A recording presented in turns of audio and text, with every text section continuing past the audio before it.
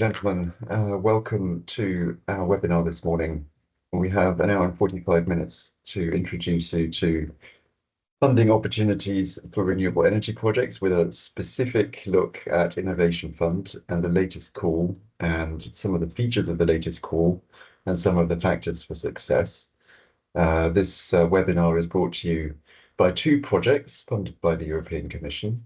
There's one called REALIZE, which I'm part of, and there's another called DIAMONDS4IF. Both of these have the mission, if we go to the next slide, to assist Horizon 2020 projects in renewable energy make the transition to Innovation Fund. That is going to be done through the help of consultants attached to both of these projects. We'll hear from key consultants in both teams later in the webinar. From the REALIZE side, this is Euro funding, and from DIAMONDS4IF, it's P&O consultants. In our project REALIZE, we need to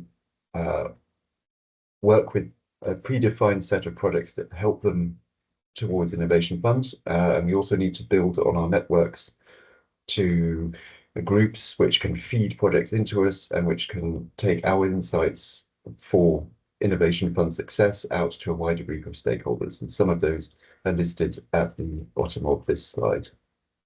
If we go to the next slide, then you can see lining up on the screen a few of the objectives of our proposal. These are fairly quantitative aims for exactly how well we do with our feeding of projects and our preparation of projects.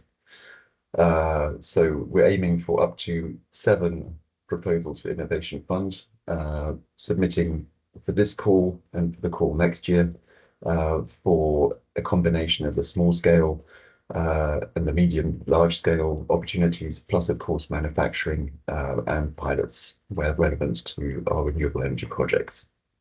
The aim is also to help some projects approach other funding sources, national funding, or other forms of European funding. I would say in REALIZE that work accounts for about 80%. We do also have to prepare some public reports. One that I'm responsible for is advice on the design of Innovation Fund and adjacent instruments. I've been interviewing renewable energy associations for their experience and their members' experience on applying, and I'd be very interested to hear from you, one of the 51 people it looks like at the moment who are online. If you have tried to apply for a project, whether that's been successful or unsuccessful, the reasons why you succeeded or didn't, and what you think should be improved about the process to better match your needs. You can write to me at the address indicated. We might be able to drop that in the chat as well. And a final slide from me is that our final mission is to also offer general guidance, not just to the particular projects that we are working with for Horizon 2020, but also to the wider community. And we do that with webinars like the one today, and it will be, this is the first of a couple of webinars before Christmas that we're doing, where we speak beyond our project team, beyond our immediate stakeholders, to a wider group about Innovation Fund. I would thank you for your attention and hand over for a few words from P&O.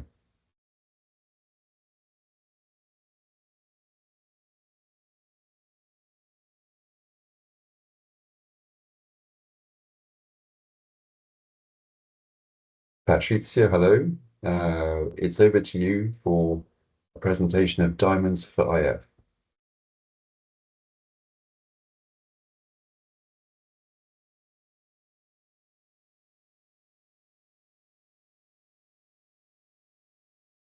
I'm not sure if there's a colleague. Now, for sure it works. We can hear you. So thank you. Again, welcome also from my side. My name is Patrizia Bolognesi. I am the coordinator of the DIAMONDS4IF project, and I work at the P&O Consultants Germany. Next slide, please. Our project partners in Diamonds4IF we are 5 project partners. One is us as Innovation Fund experts. Then we have 3 companies, the Meyerburger, RWE, and RAMS.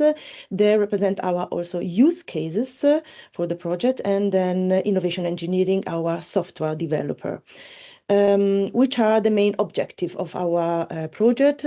We want, as REALIZE, support the transformation of H2020 research results and other innovation into Innovation Fund ready project.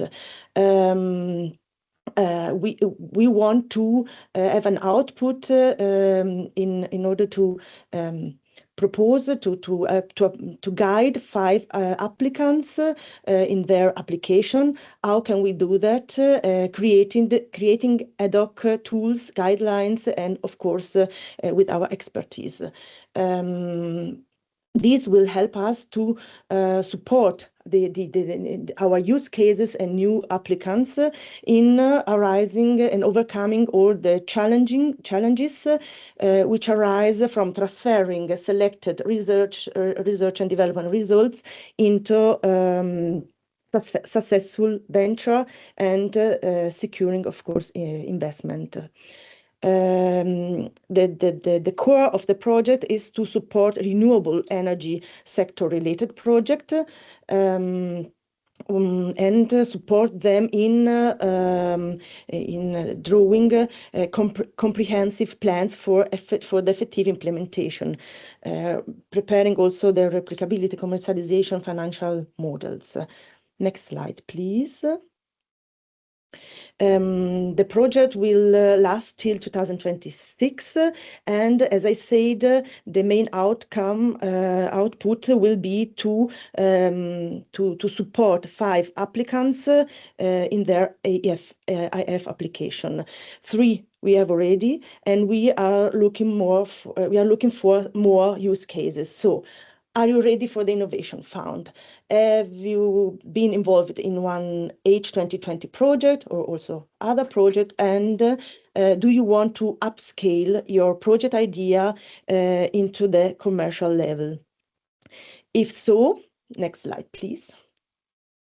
Don't hesitate to contact us on our website. You can follow us on LinkedIn, and you can contact us on the Diamonds website, but also as PNO, as I said before. We are there in the consortium as the Innovation Fund experts. Thank you very much, and we can go ahead with the next presentation. Thank you very much, Patrizia. Just before we get there, we'll flash up the agenda on the screen.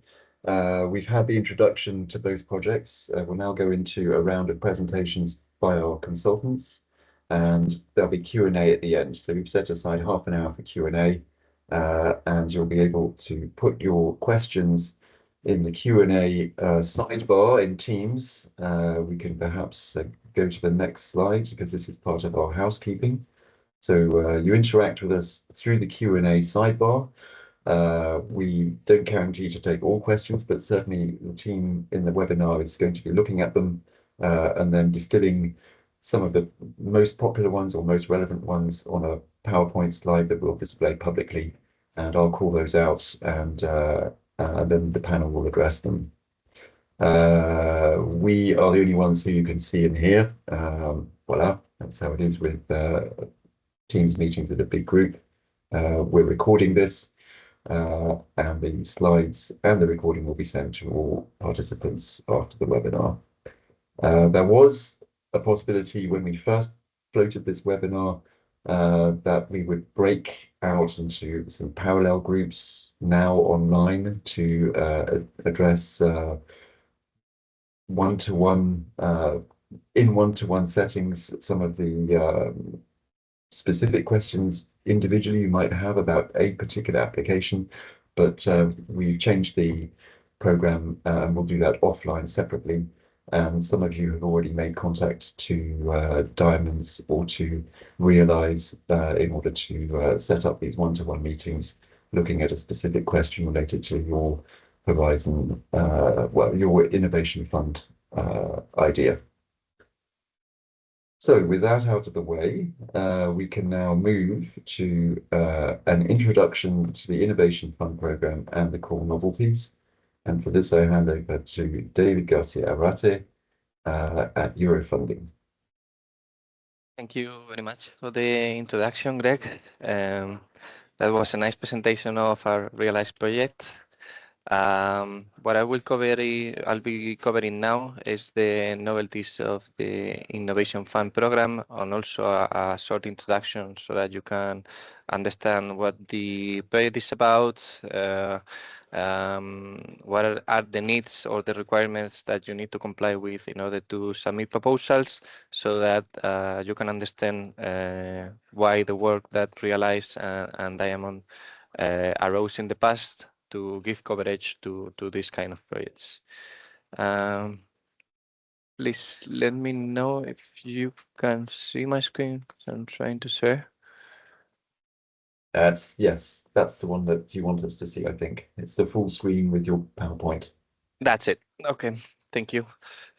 Okay, so let's jump into business. So we will go through the objectives of the program, the requirements for participating in the 2024 call, how the evaluation process works, how we recommend you to approach the submission of proposals, and of course, the novelties of this new call and how we addressed it both in Diamonds from Patricia and myself in REALIZE as the coordinator of the project.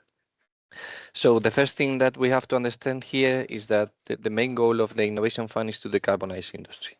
This program makes use of the money collected through the ETS allowances to fund innovative projects aiming at reducing the carbon emissions of the European Union.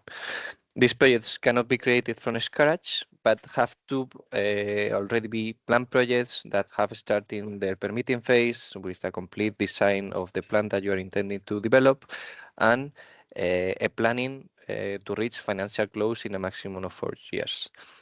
Financial close basically means that you have the land for the project, that you have the financial planning and the contracts and basically all the bureaucratic data that you need to start the construction phase. What we see here is that typically the lack of this maturity is one of the main issues that from consultancies like Eurofunding or P&O we have detected that is creating this gap between Horizon projects and Innovation Fund, because Horizon projects are useful for increasing the technical maturity level of your solutions, but often oversee the financial maturity or the operational maturity of the value chain, which is also something quite critical for these projects. This is what enables the opportunity for the creation of projects like REALIZE or Diamond or the other CSAs on the same topic, whose main aim is to help our project promoters, the 5 from Diamonds and the 7 from REALIZE, to improve those weak areas that these Horizon topics do not cover. The program basically focuses on innovative technologies or business models that can provide a significant reduction in carbon emissions, and is structured in 6 categories. We have the energy-intensive industries, which are sectors that are currently very contaminant, like refineries, chemicals, cement, and so on. We have renewable energy generation, like eolic, geothermal, solar power. This is basically where we as Diamonds and REALIZE tend to focus. We have energy storage solutions for supporting the integration of these renewables in the grid. We have carbon capture and use or storage, mobility applications, especially maritime and aviation sectors, and we have a novelty this year, which is batteries for electric vehicles manufacturing. This is a new sector that we will see later, a new call that has been launched, and that is covering this gap that was previously not covered or was covered on a minor way. In this case, and for this year's call, the wind sector and the maritime sector will be prioritized. And another novelty from this year is that the Innovation Fund call for proposals can be complemented with national funding schemes. Here, this is what they call grant as a service, and it's a way that national funding schemes can award funding either to projects that pass the evaluation under this Innovation Fund call, or projects that are awarded but need to top up the Innovation Fund grant with national support. Proposals that pass the evaluation and then the Innovation Fund call for proposals and are located in a country which has opened this national funding scheme may be also eligible for this national support. So both things, the prioritization of sectors and this novelty of the call are quite important for us at REALIZE, as it helps us select which are the most suitable proposals to submit to this year's call, prioritizing these sectors or countries that present us more profitable conditions. So concerning this year's call, this call opened the 3rd of December and will close the 24th of April. And the evaluation results will be ready by September, October 2025, which will allow project promoters to sign the grant agreement by the beginning of 2026, more or less. Concerning the call structure, as I have already advanced, we can see that we maintain some calls from last year with one new addition, this batteries call, and making a total of 6 calls. We have the general decarbonisation call, which is structured based on size. We have the smaller scale, which is for projects with capex under 20 million. Then we have the medium scale for projects with capex ranging from 20 to 100 million. And then we have large scale calls for projects with capex over 100 million. And then we have 3 specific categories that differ a bit from the general decarbonisation call, which is the pilot projects for those developing highly innovative, disruptive or breakthrough technologies that enable deep decarbonisation and are needed for achieving this climate neutrality. Here, the capex is limited to 40 million with a minimum of 2.5 million. We also have the manufacturing projects, which are dedicated to setting up facilities for the manufacturing of components for clean technologies, maybe renewable energies, and hydrogen production, energy storage. So the restriction for this project is basically to target these sectors and have a minimum capex of 2.5 million euros. And coming from this call that was already launched last year, we have a specific new category that has been launched this year, which covers a specific sector of these manufacturing projects, targeting only the manufacturing of batteries for electric vehicles that we will see later. This batteries call has a separate application step, but in terms of the documentation that you have to present is quite similar to the other calls. It's true that we have a specific award criteria that has been created to support the implementation of this batteries call, but the rest of parameters are quite similar. We see that now. So each project applying to any of these 6 calls may be financed with a grant contribution of up to 60% of the relevant costs, with a reserve budget for this call of 3.4 billion.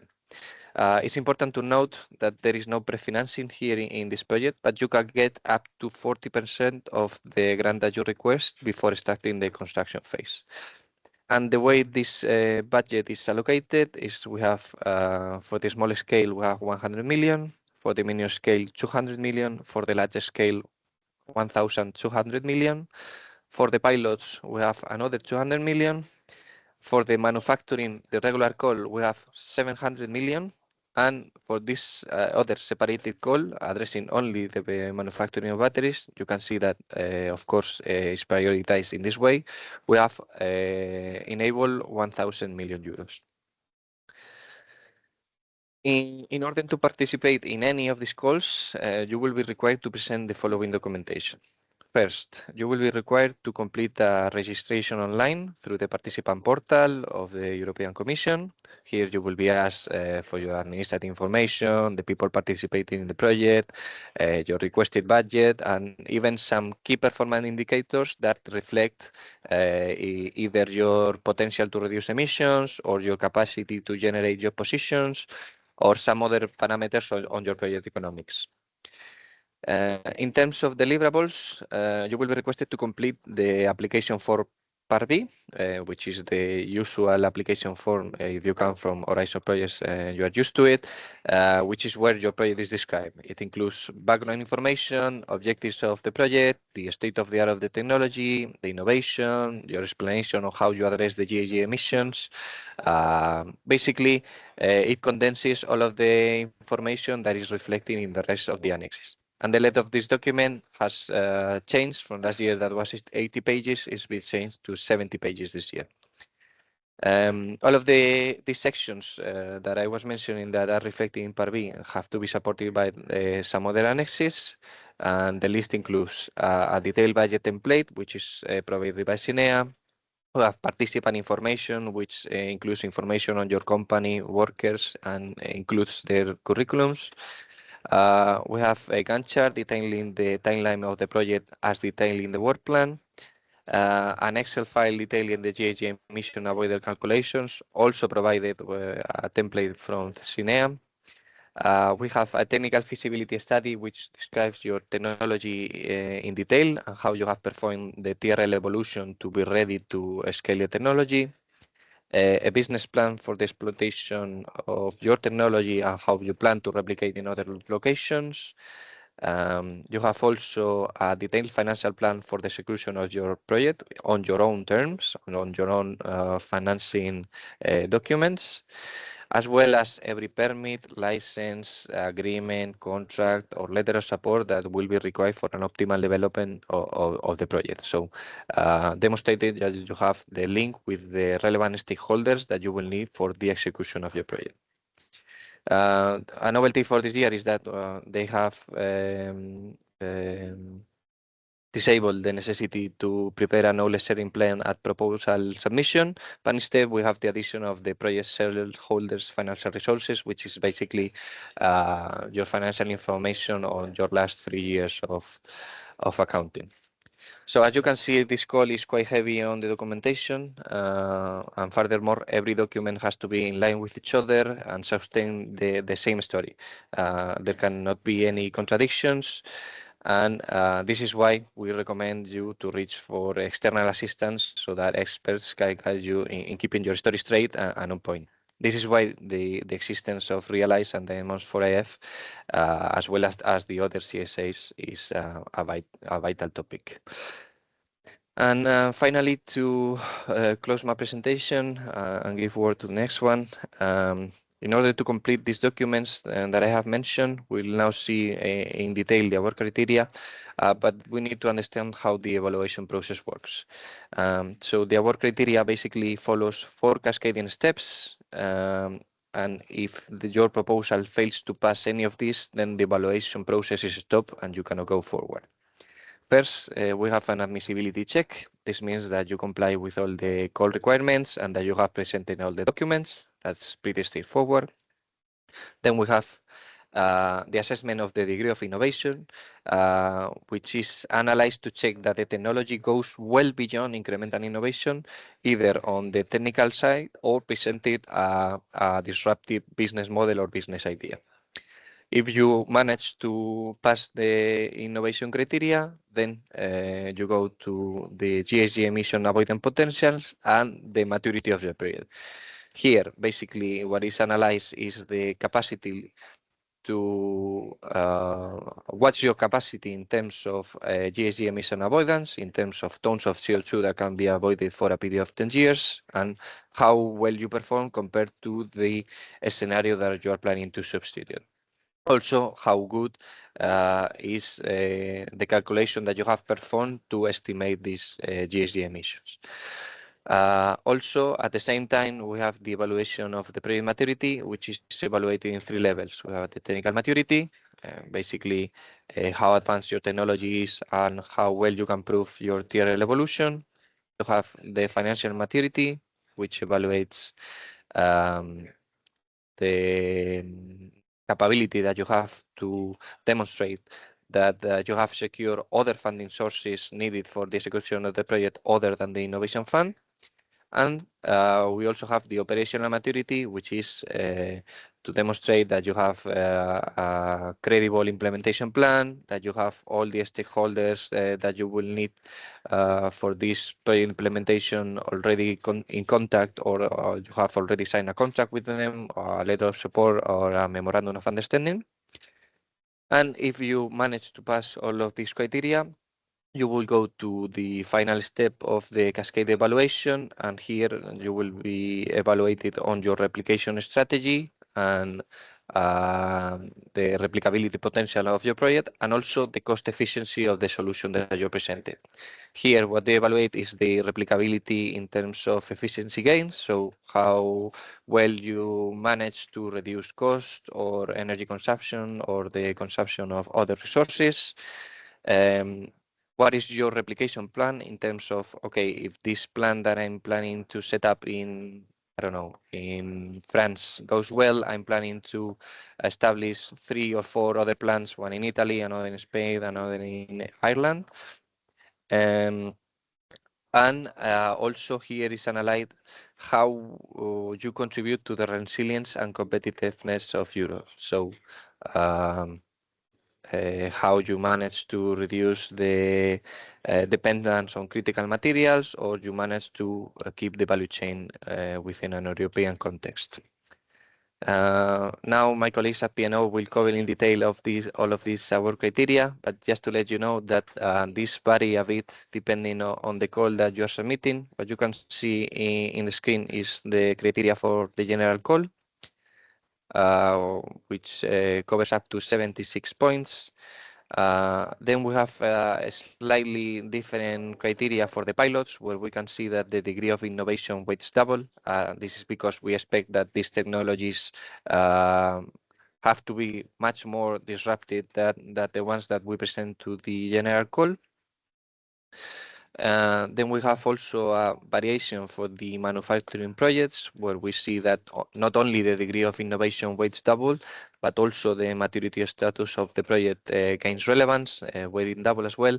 And also here, as we are covering a manufacturing process, you can see that also the contribution to European industrial leadership weights double. Concerning the scoring of the manufacturing call, we see that, again, maturity is valued double, as well as the contribution to industrial leadership.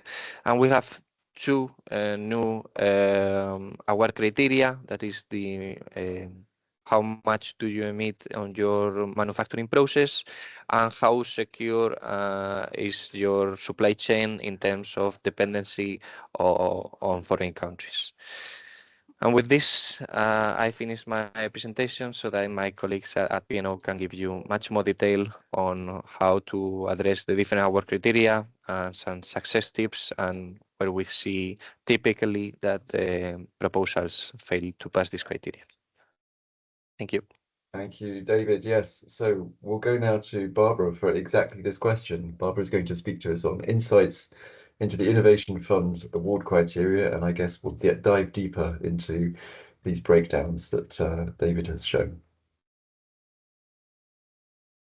Yes, hello. My name is Barbara Bendout. I am one of P&O's Innovation Fund experts, and I'm now going to tell you a bit more about the award criteria of the Innovation Fund.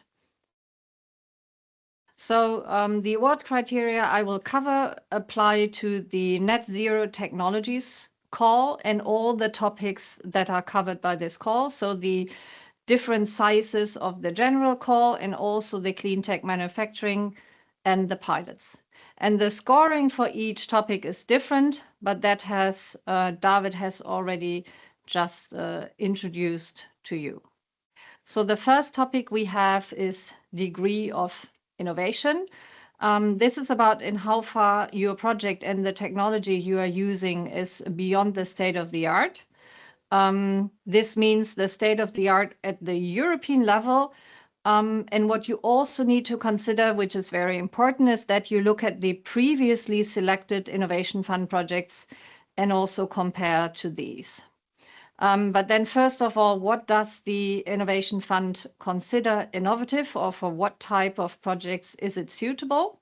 So this is for a first of a kind commercialization or a large scale commercial size demonstration, except for the pilots, of course, which are a bit smaller and can still be pre-commercial. But it's all about innovative technologies, processes, and business models. And innovation is defined in different ways. Actually, the call has an entire annex in which the Innovation Fund tries to explain their understanding of innovation. But what is sure is that it needs to be technologies, processes that go considerably beyond what is currently commercially available in the EU. There need to be significant technical adjustments compared to what is done nowadays. You could, for example, have a new technology that is substituting existing technologies. You could adapt a technology for a new sector. You could integrate different technologies that have never been used in conjunction before. And what is always important to show that you have something that goes beyond incremental innovation is that there are still some major technological or economic barriers that you have to overcome. Then the next criterion we have is GHG emission avoidance. This is divided into absolute avoidance, relative avoidance, and the quality of your GHG emission avoidance calculation, which, as David has explained, has to be done in a template provided by SINEA. So here, the absolute GHG emission avoidance is calculated over a period of 10 years, and then in comparison of your project scenario with a reference scenario that in many cases constitutes the EU ETS benchmark.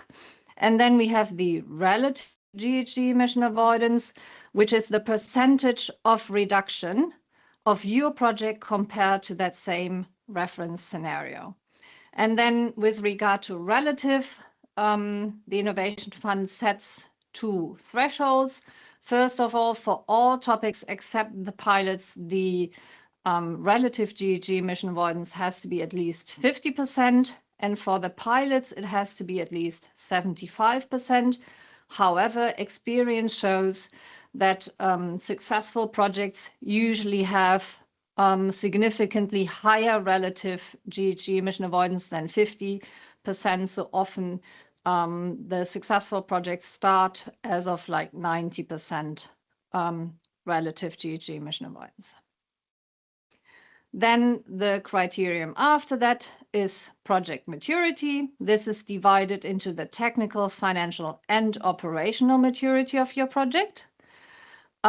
Technical maturity is all about the technical feasibility of your project, including the project design. So you already need to have a pretty good idea of your technology design and also have many calculations, a mass flow balance, for example, for that design. And of course, you need to have a very good and detailed understanding of your technical risks and the possible mitigation measures. And the technical maturity is mainly supported by the feasibility study. So one of the documents that need to be included in the Innovation Fund application, as David has already shown in the previous presentation. Then the second part of maturity is financial maturity. So this is all about financial viability, including the profitability of your project and also the financing structure. This is supported by the business plan, which you are submitting with the Innovation Fund application.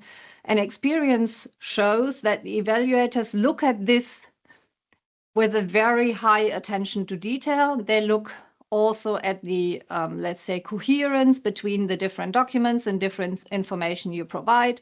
They very carefully look whether every assumption you have in your business case is supported by, for example, letters of intent or memorandums of understanding that you have submitted with the application. So here you need to be very careful, and it's also one of the most frequent causes for projects failing the evaluation. That's on financial maturity. So this is a very important part of the evaluation. And then last but not least, we have the operational maturity, which is about your project planning for the entire period of the project. So from project start until the end of your operational monitoring period of 5 years. You need to have a work plan with work packages and deliverables and milestones. You need to provide detailed information about your expected permitting procedures and also on how you will sign contracts with your customers and suppliers. And all this is supported by the work plan part of Part B, of the Part B document, the Gantt chart, and also the participant information document that you submit with the application. Then the next criterion we have is the cost efficiency. This consists on the one hand on the cost efficiency ratio and on the other hand on the part about the quality of the cost calculation you are submitting, which, as David has already pointed out, needs to be submitted in a way twice. So once in the template provided by the European Commission or the SENEA, and then in a more detailed format also in a template that you have developed yourself. But they both need to be coherent and let's say come to the same result. So to talk about cost efficiency, it makes sense to first look at how the funding is calculated, or how, let's say, the relevant cost of your project are calculated. The relevant cost are the eligible cost of your project, and people often believe that this is just, for example, their capex, but that is not true. So the relevant cost of an innovation fund project are calculated with the formula, at least simplified formula that I'm showing here at the bottom. And actually this calculation is done in the Excel template that SENEA provides for that purpose. But what you do here is you insert the nominal value of your capex plus the present value of your OPEX minus the operational benefits, or the present value of your operational benefits minus the present value of your operational revenues. And then what comes out of that is your relevant cost. That is also the reason why it's often said that to have a successful or to have an innovation fund project, you need to have a project with a negative business case. Because if you do not have a negative business case, you will not have any relevant cost. And that means you do not have any eligible cost. And this year, the call also says that projects without relevant cost are not eligible. So you need to have a negative business case. And then the cost efficiency ratio is calculated as the grant amount, which is maximum 60% of these relevant costs, divided by the sum of your absolute GHG emission avoidance over 10 years. So to put it simply, it's the euro of funding you ask for per ton of CO2 you are saving. And then, of course, the maximum you can apply for is 60% of relevant cost, but you can also voluntarily decide to apply for less, which means that you have a better cost efficiency ratio and will also achieve a better score on this cost efficiency criterion. So this is something you need to seriously consider while you're preparing your application. So the maximum of funding might not lead to the highest chances of success. Then the last criterion we have is the replicability criterion. This criterion was reformulated and regrouped compared to the fourth call. So this is the biggest change we have compared to last year. And the first block we have here is efficiency gains and multiple environmental impacts. This is about things like efficient use of resources, addressing resource constraints, circularity and recycling, and also other environmental impacts beyond GHG emission savings. So, for example, on biodiversity or water, air, and land pollution. Then the second point we have is further deployment. This is about in how far your technology or solution can be transferred to other sites, in how far it can be transferred beyond your sector. And this is also about the knowledge sharing plans, so the activities you foresee to share information and knowledge about your project. And these are parts which were already covered by the replicability criterion last year.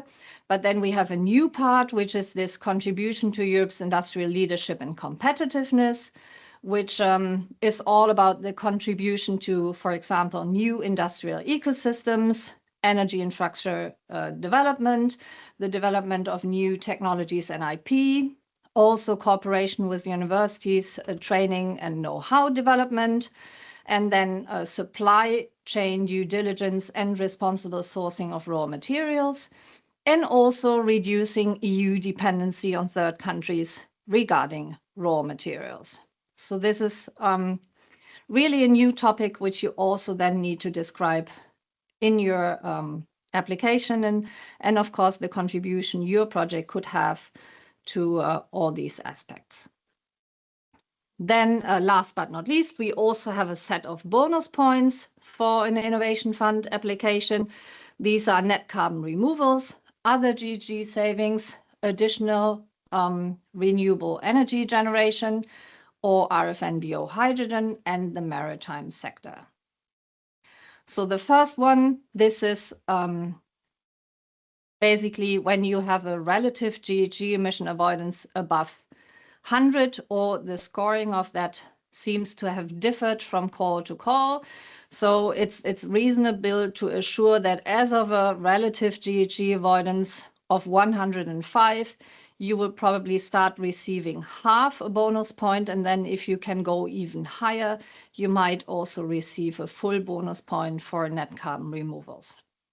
Then the second bonus point we have are the other GHG savings. So this is for GHG savings that fall outside of your IF calculation methodology.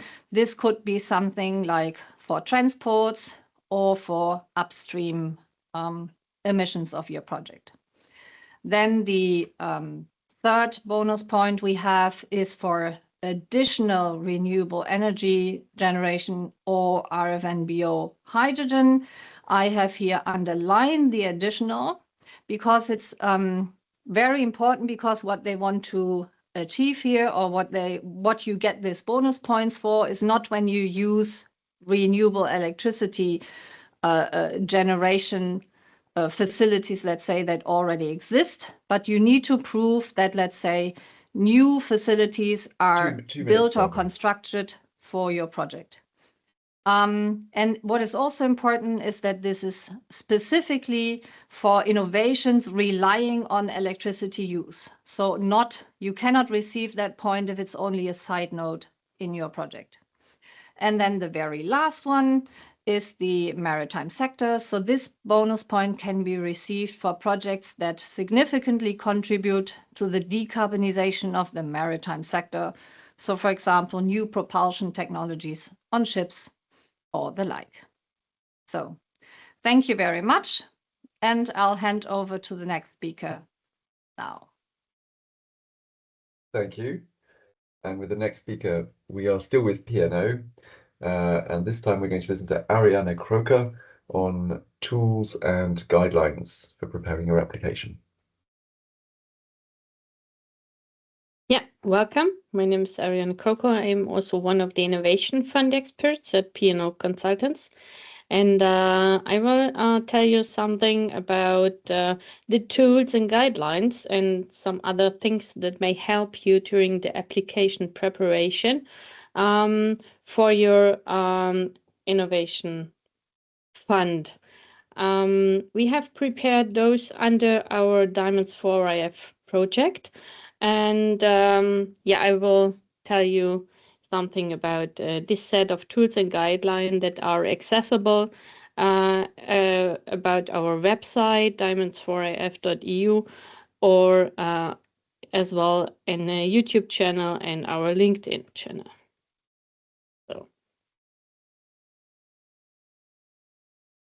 So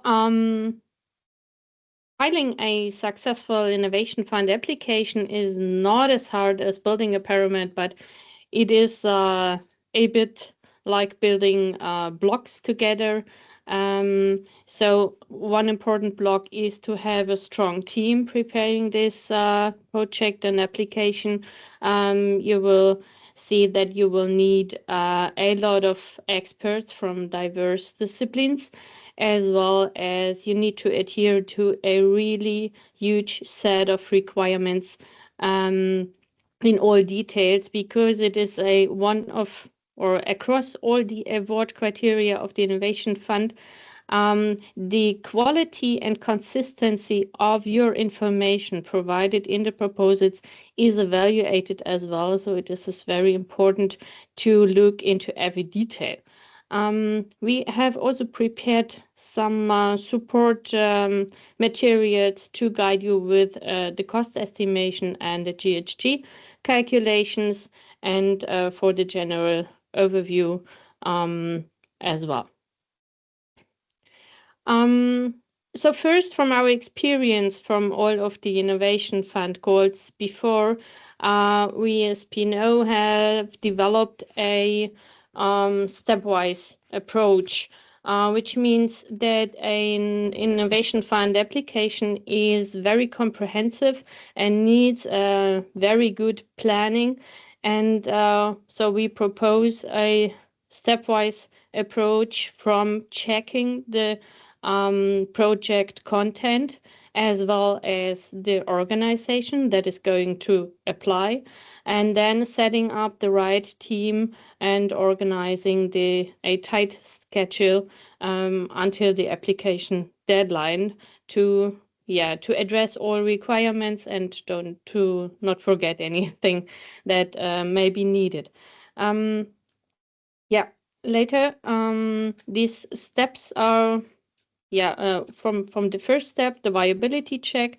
We have also a tool that I will present to you, as well as for the following steps 2 and 3, though this is what our Innovation Fund DIAMONDS4IF support project will cover, those first steps. And of course, there is also a bunch of tasks related to the preparation of application documents, and we also cared for this part as well.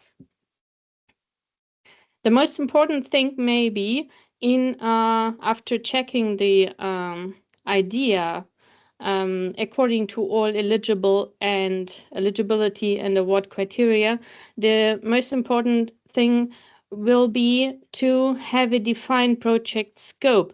So the project description must be aligned with the scope that can be funded. This is very important, as well as for your consistency of the documents and for the eligibility of your activities that you are going to present in the project and where you request funding for.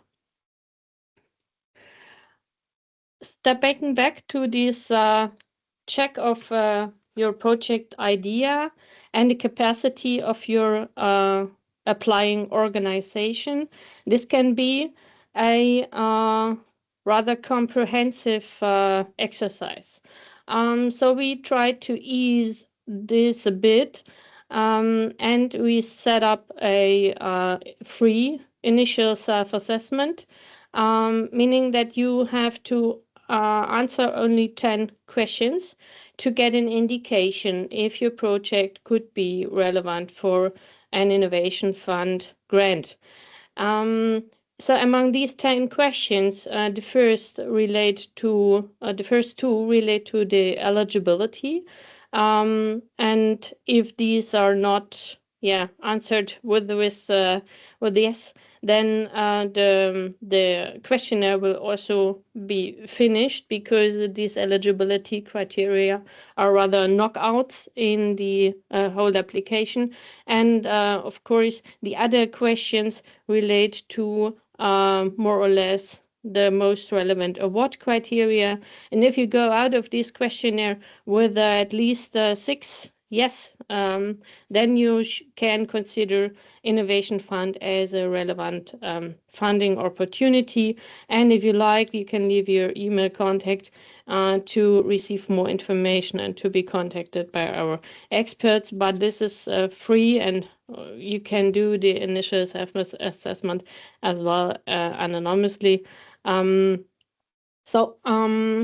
This is maybe a low threshold entry into this really comprehensive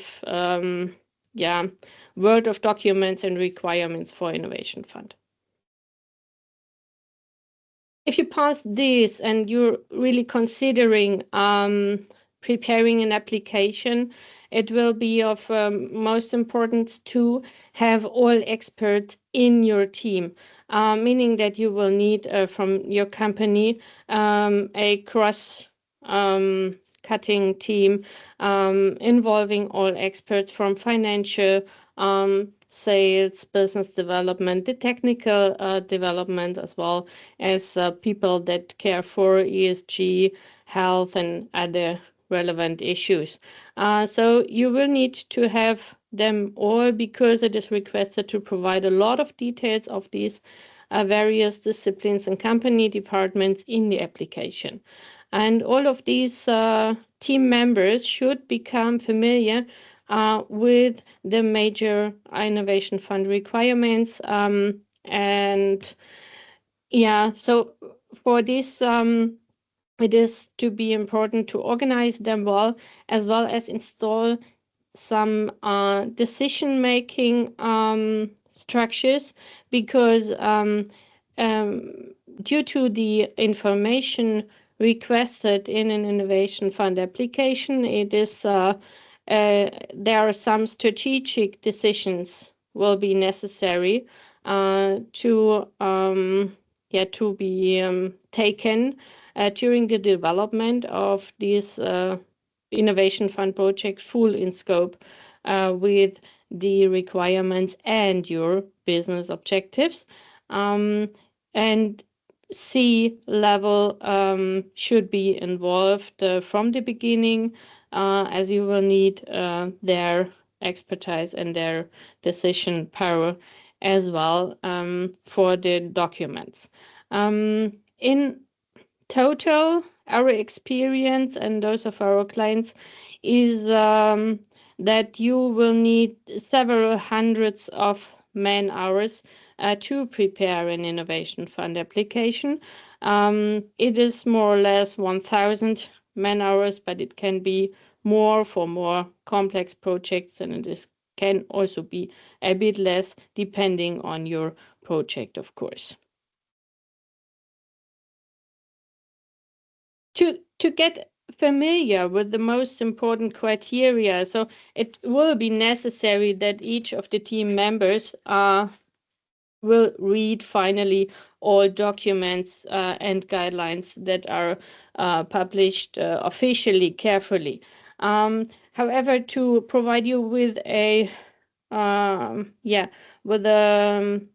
low threshold information package, we have produced a series of tutorials that explain relevant issues, and this way you will be guided to get a thorough understanding of the most important things to know. These are on our YouTube channel, and they give a good impression on the overall criteria, as well as some guidance to prepare some of these relevant documents. For example, one of the most important things, my colleague also talked about this, is to know which cost could be funded under innovation fund and which size of grant you can request for. So interesting, the innovation fund funding rate is not a fixed percentage of your investment, and it is about additional cost, but it is as well not a simple difference between two technological options. So you are expected to calculate the net present value of your investment, covering the whole lifetime of your project and considering the first 10 years of operation for the OPEX, as well for the funding before coming to an estimate for the relevant cost. And this tool that is provided by the European Commission that needs to be filled for the application is rather comprehensive. So we try to make it a bit easier for you to estimate at least a first rough grant, where you can see, okay, this is viable for my company to go for the next steps. And we prepared a guideline that provides you with the most important things to know and how to handle this complicated tool, making a bit easier for you to estimate your potential funding. The other thing that is very, very important for the award criteria, because it is addressing the GHG emission avoidance criterion as well as the cost efficiency criterion, is to understand the emission avoidance methodology. So you are requested to use the prescribed methodology that is provided in the documents of the Innovation Fund application package. And for example, you are expected to use the correct emission factors, which are usually connected with the ETS benchmark values. If those are not applicable, there are other workarounds to how to cope with scenarios where no ETS benchmark value exists. And what is also important to know is that the methodology is comprising more than the scope 1 emissions. So to become familiar with this topic, we also recommend to start with our guideline and then to go to the detailed calculation templates. Yeah, finally, this list is comprising the application package, where you see the most of the documents is indeed mandatory, but also the documents that are indicated as optional play a important role during the evaluation. And so those optional documents should not be neglected, at least. And for several of these documents from the whole list, we have prepared the guidelines and video tutorials to provide you with a better understanding of what is expected. So we hope you will find this all on our website, and I thank you for this, and I will hand over to the next speaker. Thank you very much, Ariane. Yes, do prepare your questions for all of our speakers so far and those still to come once you've heard them. You can use the Q&A box to formulate your questions, and then the team will pick some out and we'll put those to the panel at 11:30. So we're back with Eurofunding, and we're back with David. David's going to talk to us about something which we haven't covered so far this morning, which is a special compartment next to the net zero technologies part of Innovation Fund related to hydrogen, because this will be the second year that the Commission will run its hydrogen auction. So David, over to you to tell us about that. Thank you, Greg. So yeah, this is the second section of the Innovation Fund program. This arises due to the great amount of hydrogen-related projects that were financed in the Innovation Fund during the first years of its implementation. And as Greg said, this is the second hydrogen auction because this was launched the last year and it's made its way into staying in the program. Here, the difference is that compared to regular grants, the auctions will provide payments based only on certified and verified production, meaning that there is no pre-financing or payments before the entry into operation of the project. And the idea is to tackle projects with a different risk profile than those addressed by the current Innovation Fund regular grant.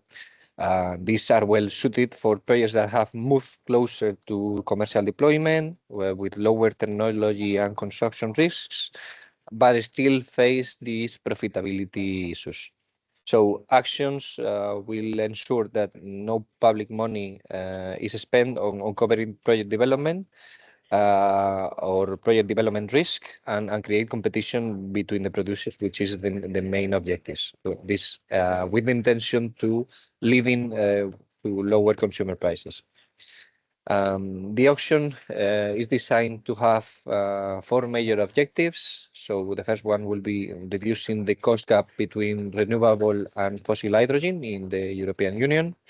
And this will have to be done as effectively and efficiently as possible by allocating the public support in specific projects which are detected as the forefront of this plan on European resiliency.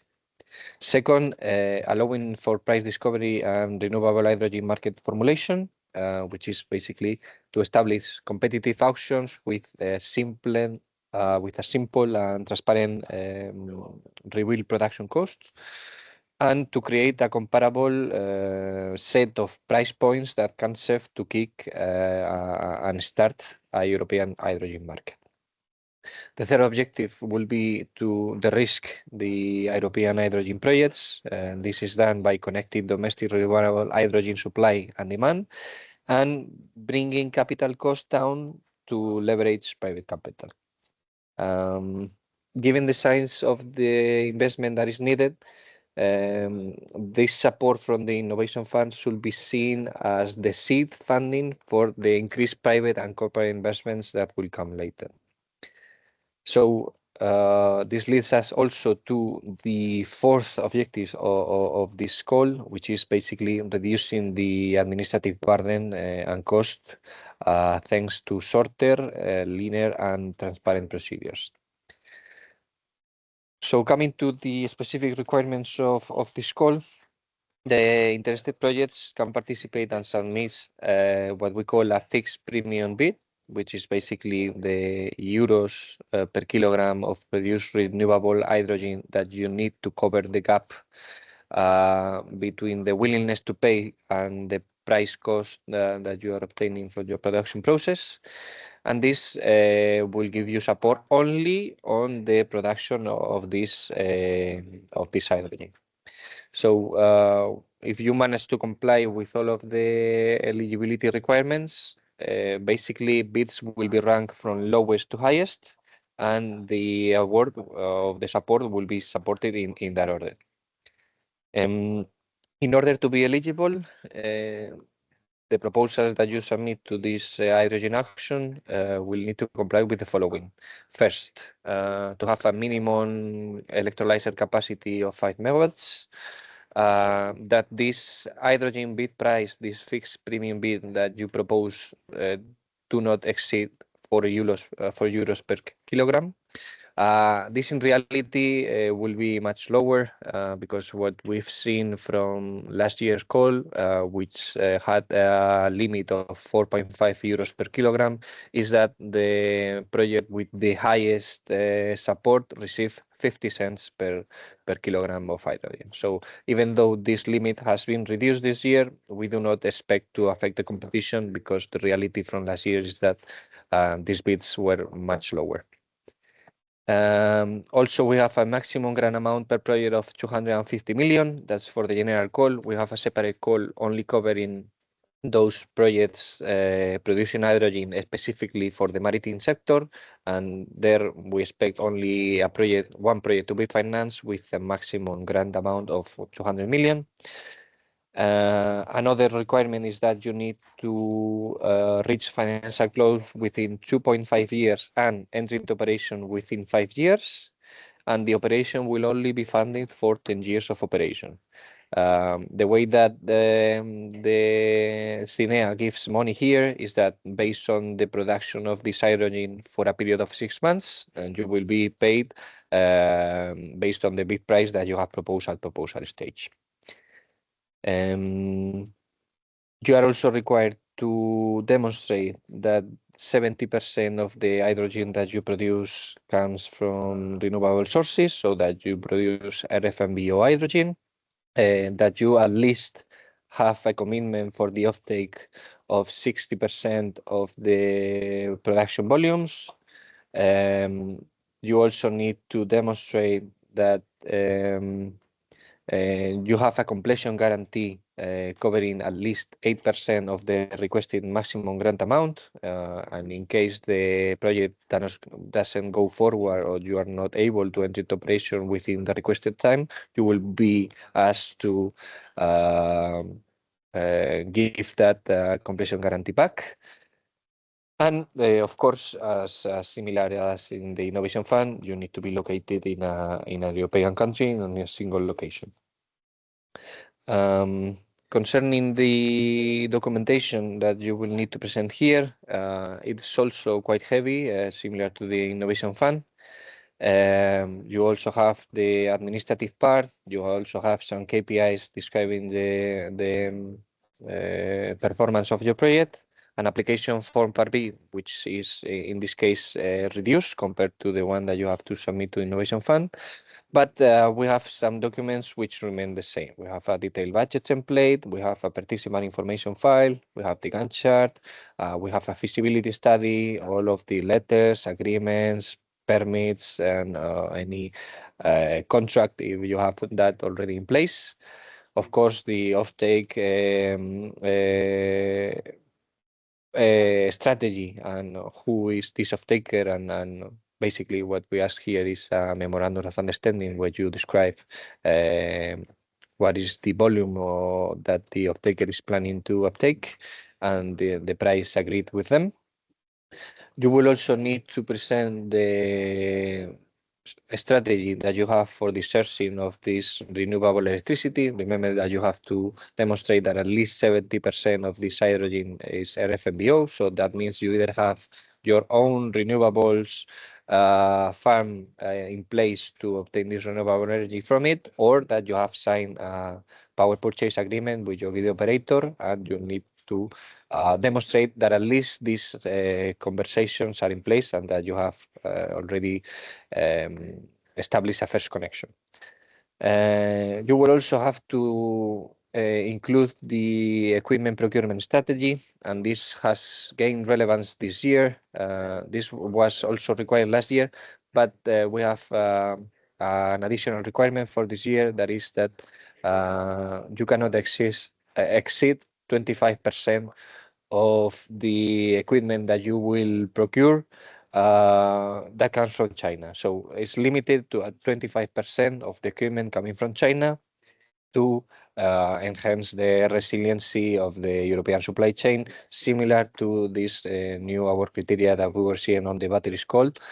We are trying to enhance the resiliency of Europe, enhance the competitiveness, and reduce the dependence on critical materials or critical equipment that comes from other states. This is also done because, as you know, the electrolyzers coming from China are much cheaper. So if we would enable the entrance of this much lower or much cheaper electrolyzers, then the competition will be disturbed, and it's exactly what we do not want to happen in this hydrogen auction. So, as I said, the funding will be awarded as a fixed premium in euros per kilogram of the verified and certified RFNBO hydrogen produced, on top of market revenues that the developers can achieve. So, The ceiling price for this year is 4 euros per kilogram. This is a limit only for the subsidy, although from last year's results, as I said, we've seen that this limit is much lower. This fixed premium should be formulated as the top-up to the market revenue for your project that your project will expect, and the minimum amount to make your project financially viable, because you all are also in a competition. So it's about maximizing the grant you can obtain, but also being competitive against the other bidders. So basically, the question that bidders should answer here is, what's the most competitive bid that my project can put in that still makes my project financially viable? Once this is done and you've passed all the eligibility criteria, the proposals will be ranked according to their bidding price, as you can see the screen, from lower to higher, and funding will be awarded until the auction budget, which is 1,200 million for this year, is exhausted. As it can be seen in this image, here we have the limit of 800 million. This is an example from last year. So once we reach this budget, no more proposals are awarded. In case of a tie, so imagine we had here 3 similar proposals. We have a priority order that will be determined based on first, which is the proposal which is requesting a smaller grant. In case there is still a tie, we'll go to the proposal that is located in a country which has received lower innovation fund support. And if there is still a tail, we'll go to proposals which are able to enter into operation in a shorter time. An additional to this budget that is set in place by CINEA, remember, is 1,200 million. In the same way as we had in the Innovation Fund, CINEA has also enabled here an auction as a service, meaning that member states are able to participate in the auction process by incrementing this budget, but only available for those projects located in their country. We have noticed that already 3 countries have given support to this auction as a service, and the entities from those parties will be benefited from this increased budget amount. And to end, in terms of compatibility with other sources of state aid, this is not as compatible as we could see in the Innovation Fund, the regular calls, because in fact this is stimulated. They want you to have different sources of funding, so private equity, subsidies from your national funding programs, other European programs. But here the idea is that they want to not dilute the competition among the bidders. So if you were requesting other subsidies or other financial aids that will affect the production of its hydrogen, then the competition wouldn't be fair. So here we have some strong compatibility issues, and it's quite clear, as you can see in the screen, what is allowed and what is not allowed. So basically, and to be clear, what is not allowed is the accumulation with aid for hydrogen producers, either CAPEX or OPEX. That's not allowed. For NFMBO hydrogen producers that enter into operation after January 2028, they will need to comply with the additionality principle. The renewable electricity installation from which the power is sourced cannot receive state aid either. And direct consumers of the NFMBO derivatives, so the output that is generated using this hydrogen, cannot be supported by the Innovation Fund auction grant. What is allowed is that direct consumers of the output of this Innovation Fund grant, so the consumers of this hydrogen, benefit from public support for their CAPEX, not for their OPEX. The public support can be provided to the electrolyzer manufacturers, so upstream of the value chain. And it's possible to have a combination with previous public support for early project development stages, not for the construction itself, but for feasibility studies, for research, or field studies. If you have already received funding for that, then it's compatible. Also, for RFMBO hydrogen producers that are connected to the installations generating renewable electricity with a direct line and not via the grid, this exclusion of the public support here wouldn't apply. And with that, I finish my presentation on the hydrogen action. I'll be happy to be answering your questions later or in the chat. Feel free to ask me anything that is not clear or anything that I can support you with. That's great. Thank you very much, David. We're going to move now to our last presentation before the Q&A. We're back with that special novelty of Innovation Fund 2024, the provision for batteries. So there's €1 billion available for proposals and for projects which are specifically related to battery manufacturing. And here to take us through some of the eligibility criteria for that is Torvik Ismail from PNO. Hi, thank you, Greg. A big welcome from my side. And thank you very much for your high interest in our webinar. My name is Torvik Ismail. I am a senior consultant at PNO Consultants Germany. I'm one of the Innovation Fund experts in the company. I'm also expert for other EU funding programs like Connecting Europe Facilities, CEF. I will present to you the IF battery call. I hope on your full attention. I know this is the last session of this webinar, but I will try to make it as easy and clear as possible. We had a lot of information till now to work with. This call, no, the right one. So this is the second call this year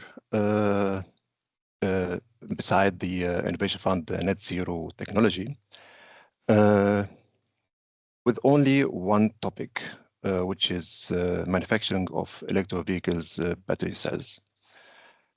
So what is special on this topic? Why do we need an extra call for this topic? So, for example, we could have this topic on the general call, net zero technology under clean tech manufacturing, for example, which is very similar to it. As David said before, there's a lot of common points, common documents in these two calls, but there's also a lot of important points for the European Commission to put this topic in a separate call with a relatively high budget to other topics. So if you compare this topic budget with all other topics like the large scale, so we have here €1 billion and for the large scale projects 1.2 billion. And as you know, or as David also said before, the large-scale project started with a capex of above 1 million. And in case of electric vehicle battery calls, the project should be above 2.5 million. So there's a huge difference. So to understand the importance of this topic, I think we should go to the call objectives and the background of this call. So this topic supports projects that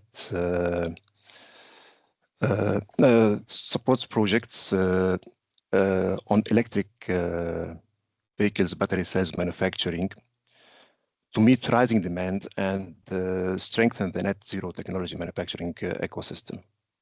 So this is the main objective of the call. But the key goal of this call is to reduce the resilience on external suppliers, and notably China. I think it's not a secret. China has the world's largest manufacturing capacity, of electric vehicle battery cells. So 90% of cathode active materials and 97% of anode active materials. And China will account for over 85% of capacity additions by 2030. And that would meet or even surpass 2030 demand in the global net zero scenarios. So this is a very important point to know and to keep in mind in the proposal phase, so we can concentrate on the important points and on the important criteria. But I will go through that the next slides. So what is the scope of the school and which activities are eligible? It's just straightforward, all the manufacturing of electric vehicle battery cells. So beside that, we can integrate some of upstream components. It's only optionally, like cathode precursor material or cathode active material, anode active material, and so on. This is the only way you can put these upstream components in the proposal. So the main project should be manufacturing of electro vehicles battery cells. So it's also important here to differentiate between this call and the clean tech manufacturing call, which is in the General Innovation Fund call, because here in this call there is activities which are not eligible. For example, battery application production, like electro vehicles manufacturing, or assembly of module or pack batteries. So it's not eligible in this call. For this activity, there's other calls, as I said before. Also, mining or raw material extraction is also not eligible here in this call. Regarding the upstream components, only up to 100% of these activities are eligible in this call. If that exceed the 100%, so the rest will not be eligible in this call. So that's the same for recycling also.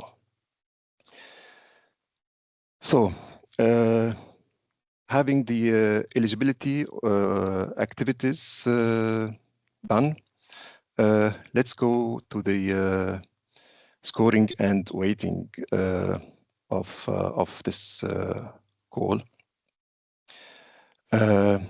You have seen the slide before, but I want to get a little bit more deep in details regarding the criteria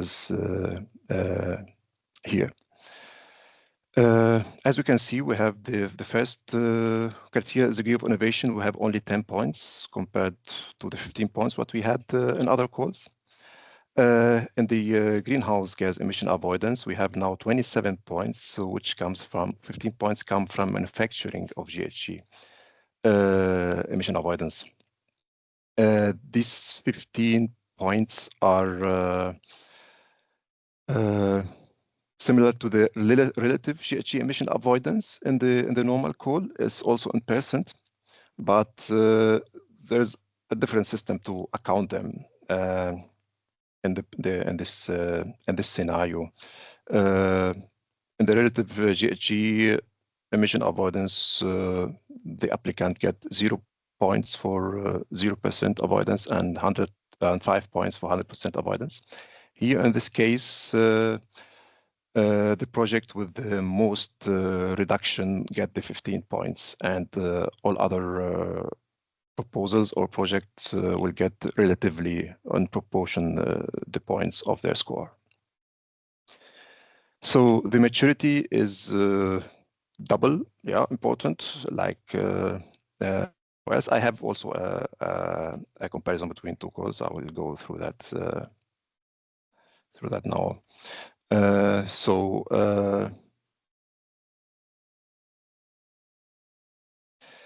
Here is the comparison between the clean tech manufacturing for net zero technology call and the battery manufacturing for electric vehicle battery cells. So we can see here the importance of degree of innovation in general is a very important point in innovation fund. So it's in the name of innovation fund. But here in this case, as you can see, it's also only 9% of the score.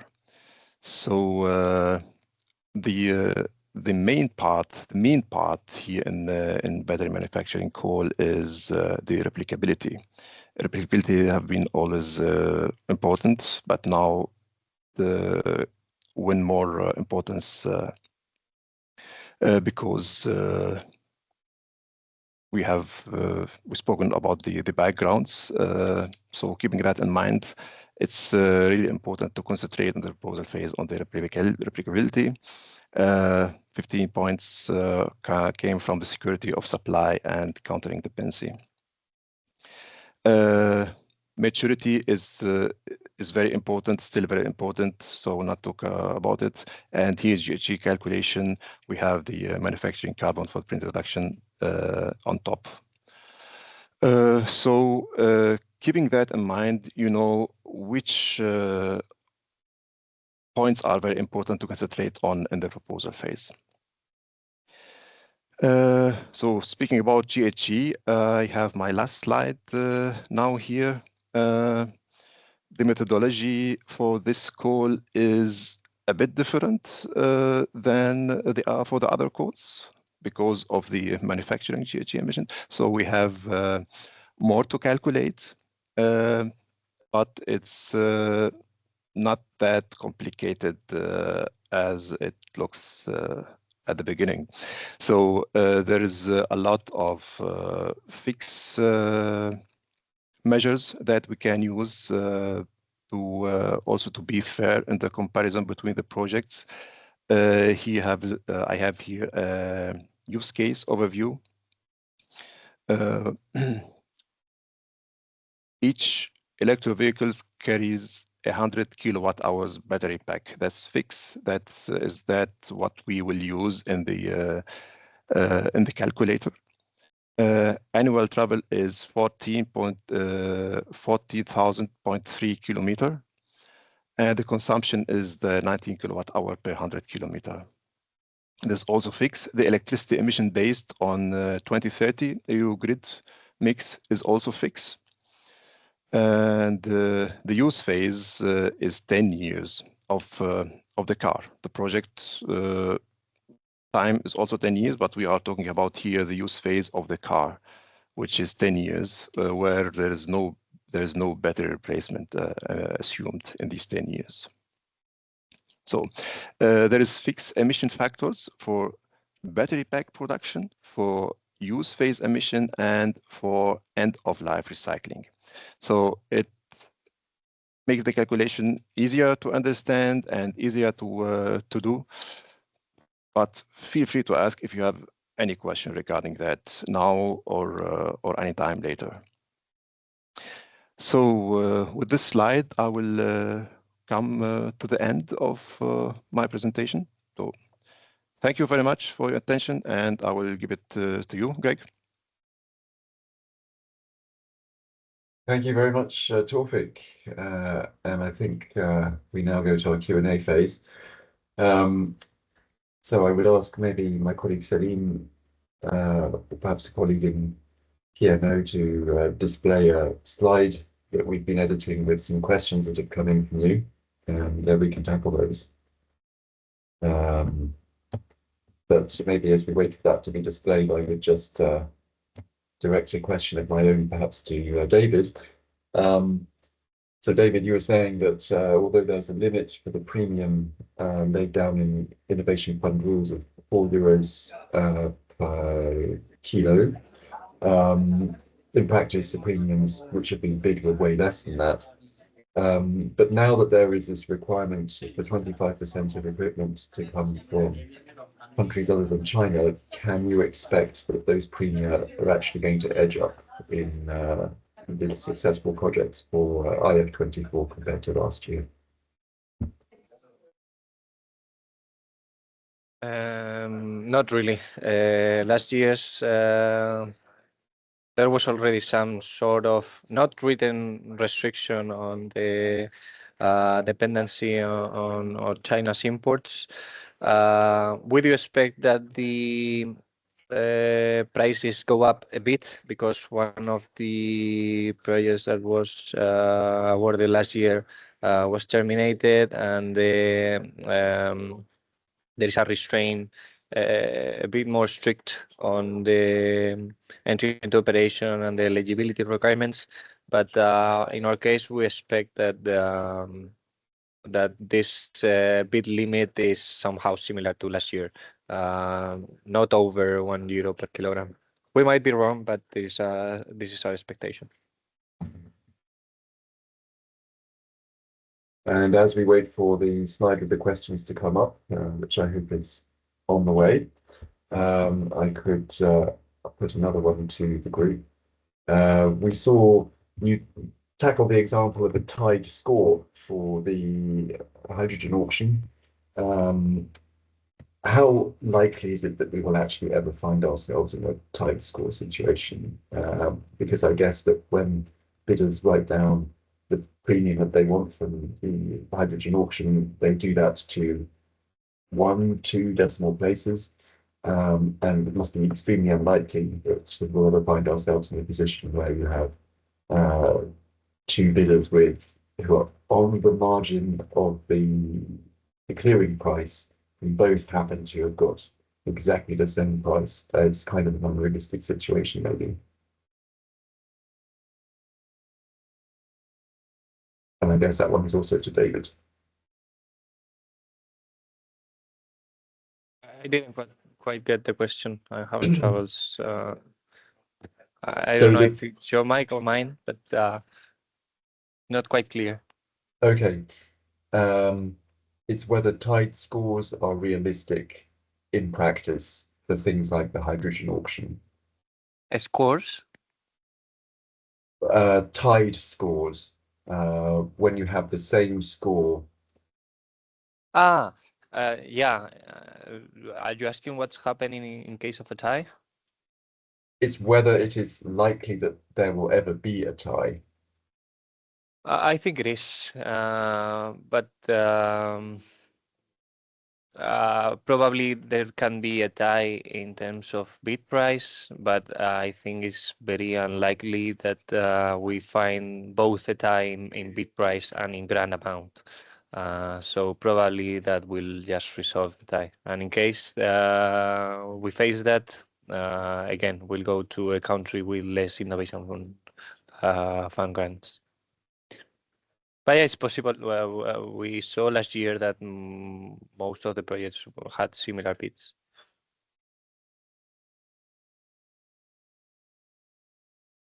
So what about questions from the audience? What have we got that's come in? Yeah. I think the slide should now be visible. I can see a slide that Yes. says Q&A. Q&A session. Yeah, but, okay. Then we can start. So it's me. Yeah, what is the minimum level of TRL to participate? That's more or less short to answer. Innovation Fund itself focuses on TRL levels 7 to 9. And you can also start with TRL 6 in a pilot project. So essentially, Innovation Fund covers all these levels up from TRL 6. And I have the next one as well. Horizon 2020 projects or Horizon Europe. So as it's a bit confusing because we talked about the support of H2020 and Horizon Europe projects. And to be clear, for Innovation Fund, everybody from the eligible sectors or anybody who has a project that falls into these sectors is eligible. So in this case, they do not necessarily come from any European funded projects or from research that has been done inside of the EU or funded by the EU or any national funding. It should be innovative, and somehow this is related. Of course, you can prove your innovativeness if you can refer to former research projects. What is the case is that our projects, REALIZE and DIAMONDS4IF, are supporting applicants that come with results out of funded H2020 projects, meaning that, of course, the applicant for an Innovation Fund project needs to be more or less the investor and the project owner. And this is usually the owner of the major results, maybe a technology that has been developed under H2020 and as well under Horizon Europe or other funding programs. But not the projects to apply for Innovation Fund, but the project owner, the investor of the Innovation Fund project. And with the support provided from DIAMONDS4IF, this is dedicated to applicants that come with results from H2020 projects. Those projects may be still active or have been closed. This is one of our most strictest requirements from the Commission to receive the funding for this support.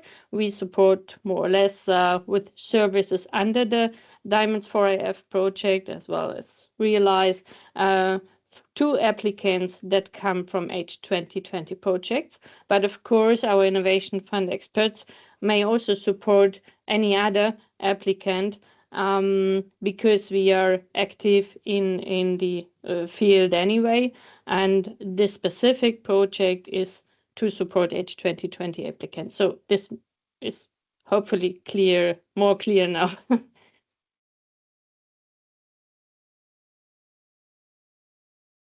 Yeah, and how many hours are necessary to prepare an Innovation Fund application? I mentioned it shortly. So from our experience, is it anything between 500 and 1,500 man-hours? It depends on the complexity of the project and, of course, maybe of the size of your funding. So we have several projects that comprise more than $1 billion of investment, and of course this may be more complicated to prepare such in detail as for a smaller project with a 5 million of capex. So this is an estimation, and I wrote it on the slide with around plus minus 1,000 man-hours. Maybe just on that point, Ariane, for a small scale project, is it much less time than for a large scale one, or is it more or less same kind of amount of time in each case? Yeah, that's a pity, because for a small scale project, the same application documents are needed, and to this end, finally, you end up with nearly the same efforts for a small scale project than for a large scale.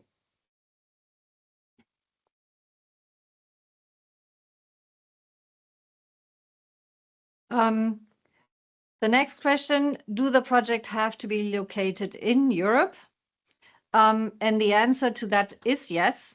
So while it doesn't matter where the applicant company come from, they can be from all over the world.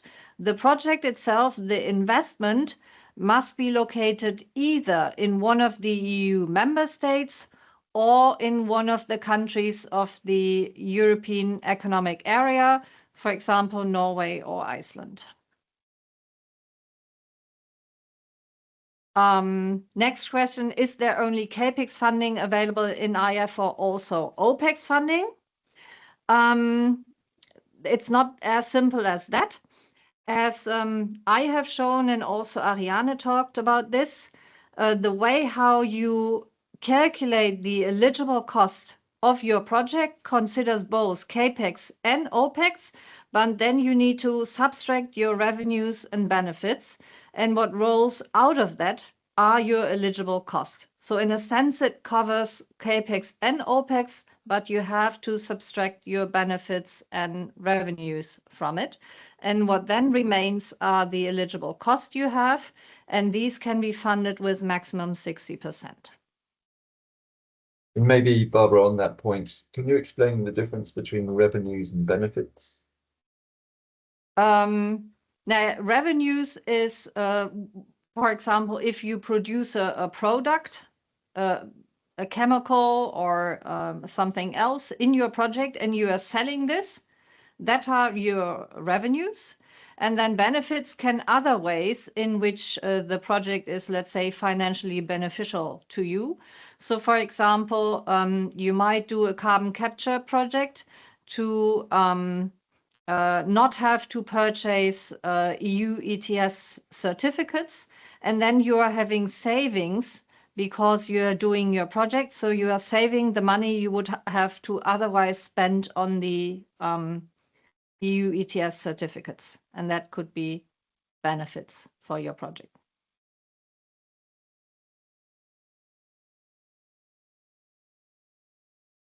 Next question. In the application, when you shall prove maturity of financing, what is asked for external financing for further development technology, or what kind of financing is meant here? Now, first of all, with an innovation fund project, we are not talking about the further development of a technology, but we are talking about the first commercialization, so a large-scale commercial project. For example, a production facility to produce a new type of product, a substitute product, or also a production a carbon capture and storage facility, for example, that you add to an existing plant.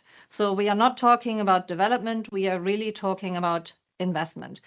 And with regard to external financing, so of course the Innovation Fund will provide you, based on your business case, a certain amount of funding of maximum 60%. And that means you need to explain where the remaining at least 40% of your financing will come from. And you need to show that you have a detailed plan for this. And this can be, of course, for example, equity funding from your shareholders, but it can also be investors, or it can be financing, for example, from banks, or whatever you have chosen for your project. And then in the application, you will need to show exactly what your plan is, how you want to finance the remaining part, what is the state of development of achieving this financing structure. And then you will also need to include at least letters of support or letters of intent from the different financing partners, stating their interest in financing your project. So that would be really the minimum you need to provide in the application. But then, I mean, that means if you do not have LOIs, for example, for the complete amount, or if you do not know how you will finance your project yet, this will lead to a significant loss of points on the financial maturity and could be a reason for your project to fail in the evaluation. Then the next question is reference cost efficiency. Please clarify what is meant by negative business case. Is this a business case that is not possible without the financial contribution of the Innovation Fund?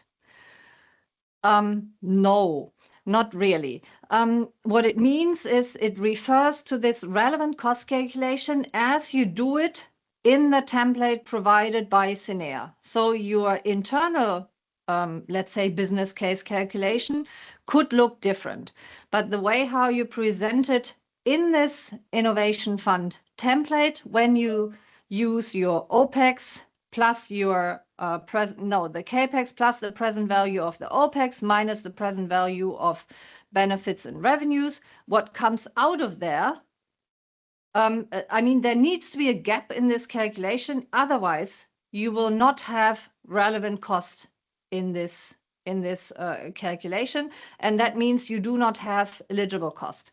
So if your project is very profitable, you might insert the figures of your project into the Innovation Fund calculator with the result of not having any relevant cost, and then you cannot apply for funding.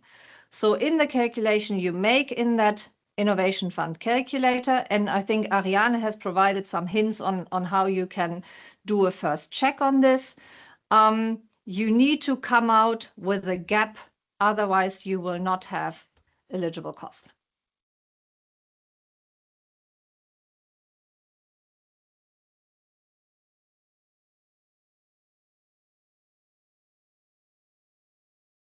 I think the next question is for David.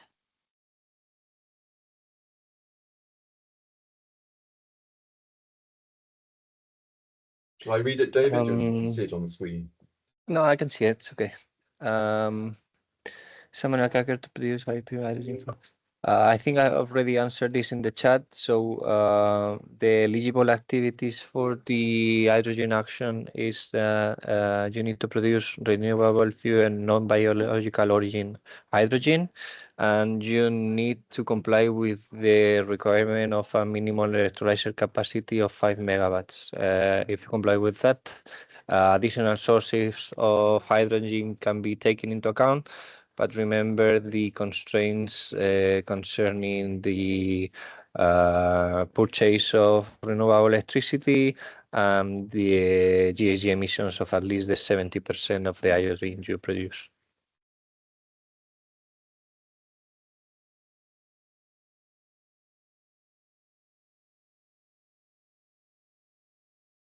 If that's the end of the questions that was sent in, I might just come up with one or two more, maybe one for Tawfik.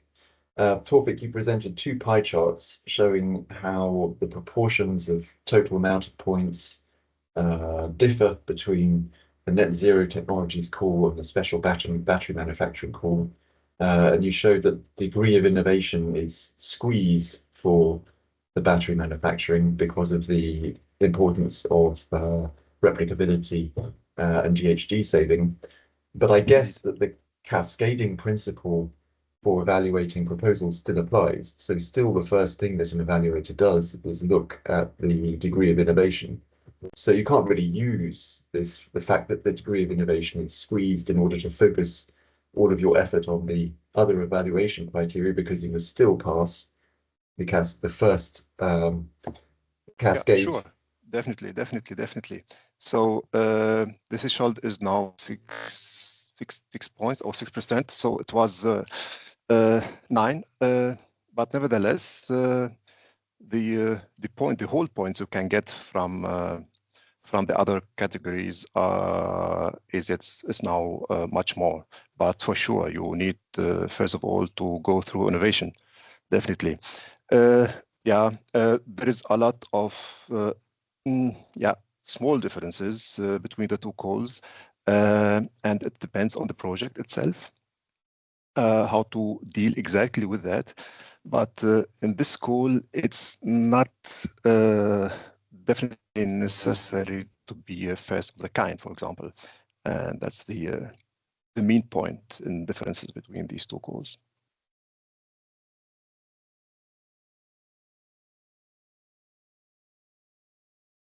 Then I would have one last question, and it would be for Barbara. And at that stage, if there are no more coming in from the audience, then we might wind up. My question for Barbara is about replicability, because you were pointing out that this is a rather new, more developed in Innovation Fund 2024 than it was in Innovation Fund 2023, notably because we have to think about diversity of supply chain, have to think about European resilience. But you also mentioned that we have to explain how you will cooperate with universities and how you will manage IP. So I wonder if, although David has said that we don't need to do a knowledge sharing plan, some of the elements of that knowledge sharing plan now reappear as something which is evaluated under replicability. So in fact, there's still you still have to look at your knowledge sharing. Yeah, definitely. And it's not that the knowledge sharing plan has been completely omitted. It has only been omitted from the application stage as a separate document of 60 pages. So in the part B, which is, let's say, the main application document, you still need to provide an outline of your knowledge sharing plan. And then as soon as your project enters into operation, so in month 1, sorry, not into operation, but as soon as your project starts, in the first month of the project, so just after you have concluded your grant agreement, you need to provide the knowledge sharing plan that was previously part of the application. So it's still there. It's just you only need to do the work of developing it in full once you know that you have been selected. And for sure, this cooperation with universities has something to do with knowledge sharing, but I think it's also very much related to what we also see in the battery call. So that we are trying to, let's say, pull production resources and also know-how into the EU. So I think that's why we have, because this cooperation with universities, I see that connected with the development of IP in the EU and also the development of know-how in the EU. So I think that's the main reason behind that they want to have knowledge generation and technology IP within the EU to be more independent in that respect. Thank you. Well, look, I think with no further questions from my side and none from the audience, at least none which are displayed on the screen, we can thank you. I can thank you on behalf of our viewers and listeners. Thank you for taking the time this morning to go over the key points of Innovation Fund Call 2024. To the audience, do get in touch with both projects for any questions you may have. So REALIZE and David, and also DIAMONDS4IF and P&O. We wish you a lot of success if you are preparing Innovation Fund applications yourself for the April deadline. And stay tuned for information from both of our projects if you would like any help. With that, thank you very much. Thank you very much.